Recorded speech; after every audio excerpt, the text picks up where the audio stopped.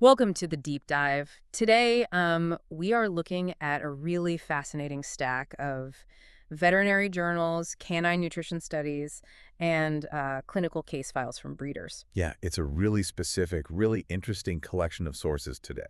Right, and it's all focused on one incredibly specific challenge, which is Samoyed nutrition. Exactly.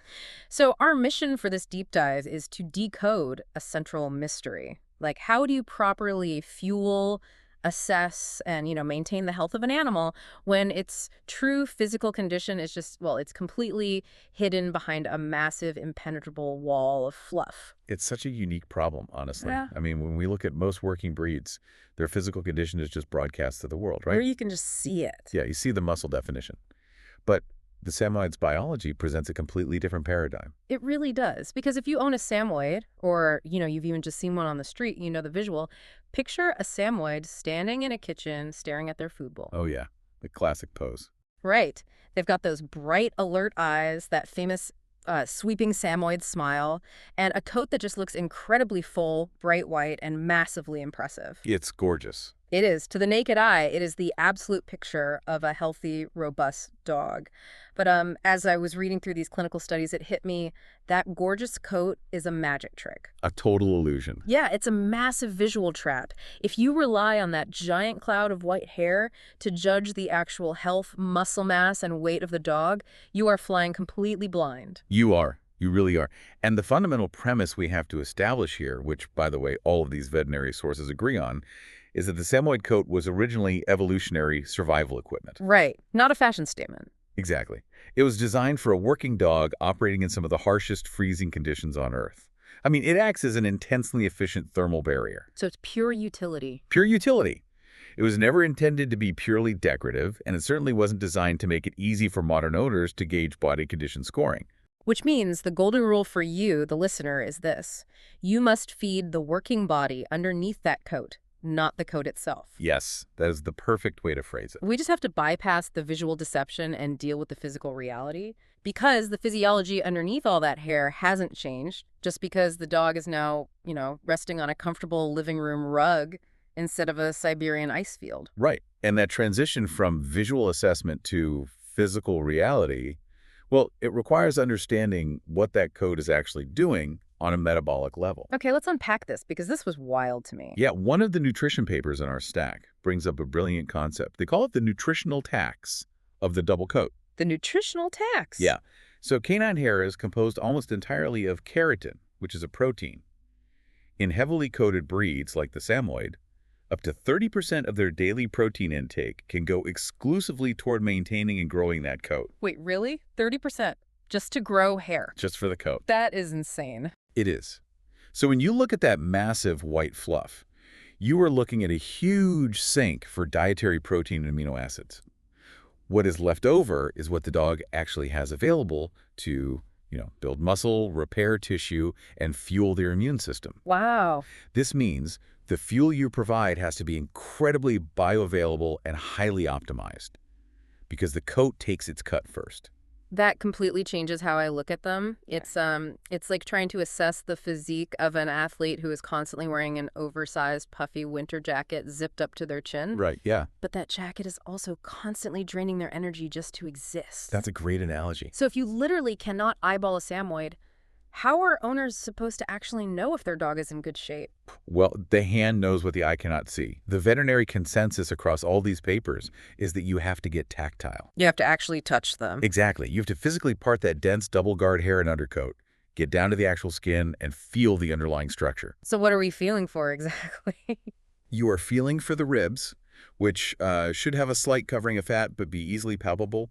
You are checking the waistline tuck, and you really need to assess the epaxial muscles. That's the muscle tone running along the spine and the shoulders. Right. And reading through the breeder notes, they suggest that this shouldn't be some weird isolated medical exam you force on the dog once a month. Oh, no, definitely not. You build it into daily life. I mean, Samoyeds require significant grooming to prevent matting anyway, so those routine brushing sessions are the perfect opportunity. Your hands are already on the dog.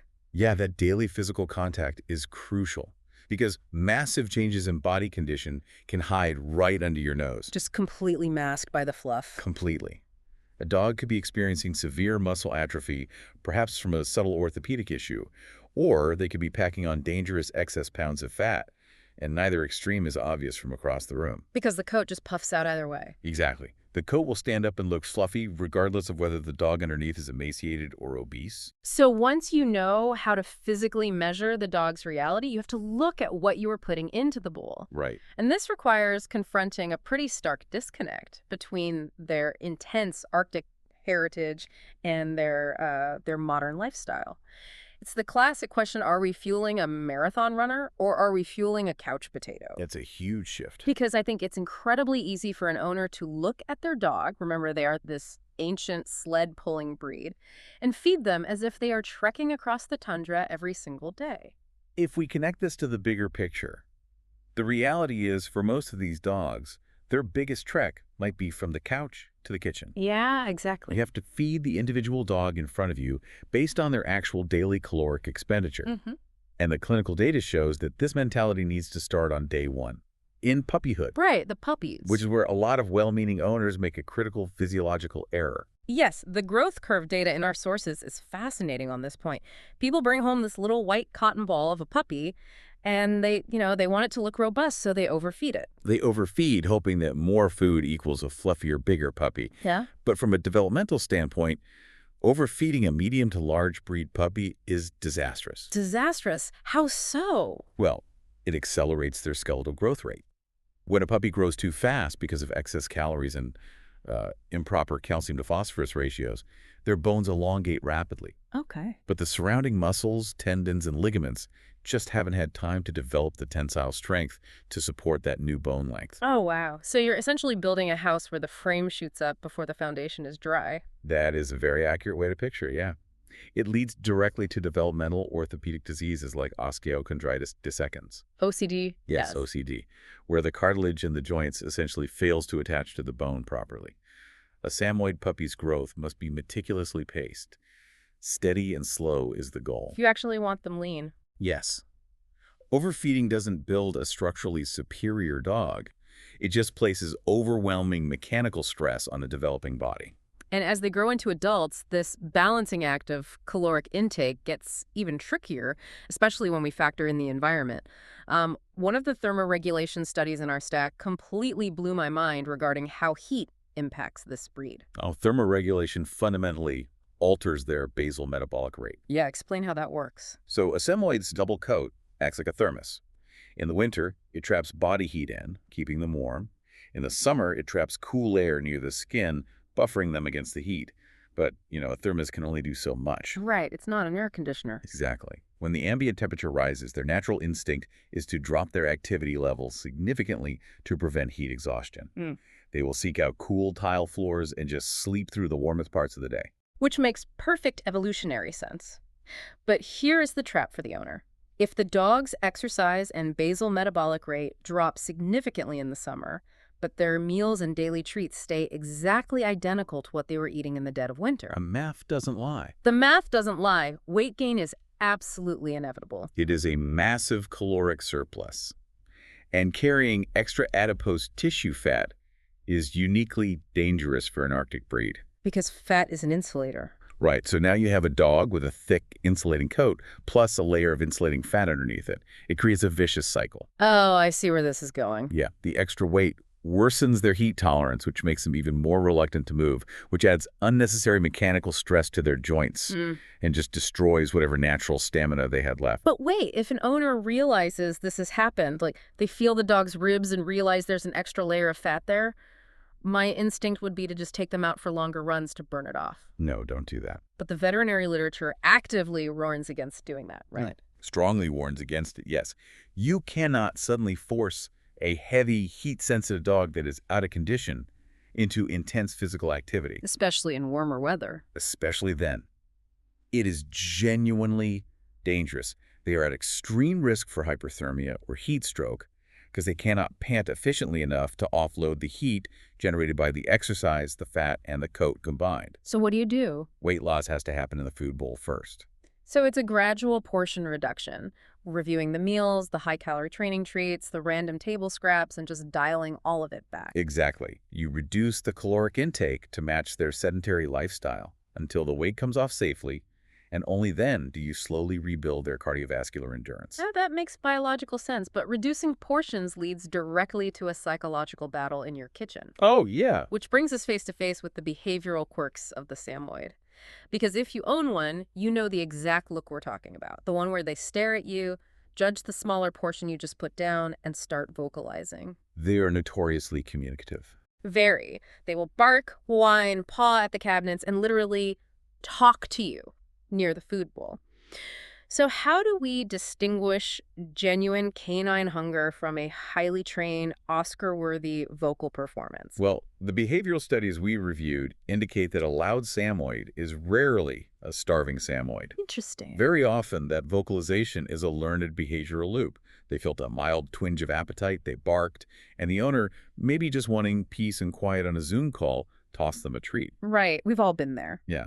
And the dog immediately learns that vocalizing operates the treat dispenser. So you accidentally programmed the begging. Pretty much. So the solution is rewarding calm waiting, establishing predictable meal times, and completely ignoring the demands. Yes. But the other side of that coin is when the dog goes entirely silent and simply refuses to eat what you put down. Yeah. Picky eating. Okay, let me challenge this, though, because the literature talks a lot about not giving in to picky eaters. Yeah. But if my dog goes 2 days without eating a meal, my instinct as an owner is that they are starving. That's totally normal. I feel like a monster just leaving the bowl there and walking away. Is it really safe to just out-stubborn a dog that refuses to eat? It is a totally natural human reaction to project our own metabolism onto our dogs. I mean, if a human doesn't eat for 2 days, our blood sugar crashes, we get dizzy, we feel terrible. Right. But canine fasting physiology is very different. A healthy adult dog can easily fast for 48 hours without any physiological damage. Their bodies are evolutionarily designed to handle a feast or famine cycle. So they aren't actually suffering when they skip breakfast. No, they're really not. But when an owner panics after one skipped meal and immediately switches to a different brand or, adds chicken broth or cooks up some ground beef to entice them. They learn that holding out gets them a better deal. Exactly. They fall into the food swapping trap. You are essentially teaching a highly intelligent working dog that if they just skip the boring kibble, a much higher value meal will eventually appear. You're negotiating with a fluffy terrorist. You are. You really are. However, we have to clearly differentiate behavioral pickiness from a medical crisis. Yes, that's crucial. The veterinary sources draw a very hard line here. If that refusal to eat is paired with other clinical signs like repeated vomiting, ongoing diarrhea, sudden lethargy, excessive drooling, or rapid weight loss, that is not a behavioral choice. Right. That's not them holding out for ground beef. No. That indicates severe gastrointestinal distress, a potential foreign body blockage, or organ dysfunction. And that is an immediate trip to the vet, no negotiation, especially for puppies where hypoglycemia is a real risk, or senior dogs. Absolutely. But even in healthy adult dogs, what looks exactly like picky eating is sometimes a hidden mechanical issue going on beneath the surface. Dental disease is a prime example. Oh, here's where it gets really interesting. The dental notes in our stack were illuminating. An owner might think their dog is just bored with their food, when in reality, a fractured tooth or severe periodontal disease is making it incredibly painful to chew. And this is where owners need to look for specific behavioral cues. I mean, is the dog suddenly dropping kibble out of the side of their mouth? Yeah. Are they drooling excessively? Are they chewing in a strange, hesitant, one-sided way? It's a great reminder that relying solely on dry kibble to, quote-unquote, clean a dog's teeth is a total myth. It really is. The mechanical shearing force of just cracking a piece of kibble doesn't scrape the gum line at all, and bad breath shouldn't be ignored as just normal dog breath. No, periodontal disease is systemic. The bacteria under the gum line doesn't just stay in the mouth, it enters the bloodstream and constantly taxes the immune system, the heart valves, and the kidneys. Actual physical toothbrushing and veterinary dental cleanings under anesthesia are irreplaceable. Which naturally pivots us to how owners try to solve these hidden health issues at home, particularly through diet trends. This raises an important question, definitely. Because Samoyeds have this majestic, ancient Arctic backstory, owners are incredibly drawn to feeding them diets that feel wild or natural. We are talking about raw diets grain-free formulations, and heavy supplement routines. Right. Now, just looking objectively at what our source material lays out, the caution from the veterinary community here is intense. Very intense. The clinical caution stems from the fact that natural does not automatically mean biologically appropriate or harmless. Let's look at homemade or raw diets. Okay. The allure is understandable. You want to feed the wolf, right? But formulating a diet that has the exact necessary micronutrients, the correct balance of zinc, vitamin E, and amino acids required to support that massive coat and skeletal structure, well, it's incredibly difficult. Yeah, if you're just guessing at home, throwing some raw chicken and carrots in a bowl, you're almost certainly creating long-term nutritional deficiencies. Precisely. If an owner chooses that route, it requires strict, ongoing guidance from a board-certified veterinary nutritionist, not just an internet recipe. And the risk of playing amateur nutritionist gets even worse when we look at skin issues. This was another huge revelation in the sources. Samoyeds are prone to things like hot spots. Oh, hot spots. Huh? Acute moist dermatitis. What exactly happens there? They are localized, rapidly spreading bacterial infections on the skin. Because the Samoyed coat is so dense, if moisture gets trapped against the skin, say, from swimming or a humid day, or just a small scratch they've been licking, the epidermal barrier breaks down. So it's the trapped moisture. Yes. Bacteria multiply exponentially in that warm, dark, moist environment under the undercoat, and it can explode overnight into a painful, weeping sore. And when an owner sees dull hair, excessive itching, or a hot spot, their first instinct is often to assume it's a food allergy. Exactly. So they go to the pet store and start swapping out diets. They change from chicken to salmon, they go grain-free, they add a new skin and coat supplement all in the same week. Which is a diagnostic nightmare. Why is that? By constantly swapping diets at home, you introduce far too many variables at once. It's like trying to solve a complex algebraic equation while someone keeps changing the numbers every 5 minutes. So if the dog has an allergic reaction or stomach upset a week later, you have absolutely no idea which of the 4 new things caused it. Exactly. And more importantly, it sabotages your veterinarian's ability to help. The canine immune system can take 8 to 12 weeks to completely clear an allergen from the body. 8 to 12 weeks. Yeah. So if you are changing their food every 3 weeks, trying to find a cure for their itching, you keep resetting the immunological clock. You have to remember the biological relationship here. Proper, balanced food supports the coat from the inside, the skin health, strict parasite prevention, and daily grooming to allow airflow to the skin are what actually protect the coat on the outside. So what does this all mean? When we pull back and look at all of these interconnected systems, the sheer volume of variables is staggering. It is a lot to manage. You have a dog whose physical condition is hidden by a massive protein-draining coat. You have to adjust their basal metabolic rate for seasonal heat. You have to navigate the psychology of begging and fasting without reinforcing bad habits. You have to watch out for periodontal disease and avoid the trap of constantly swapping diets when they itch. It's a full-time job. Right.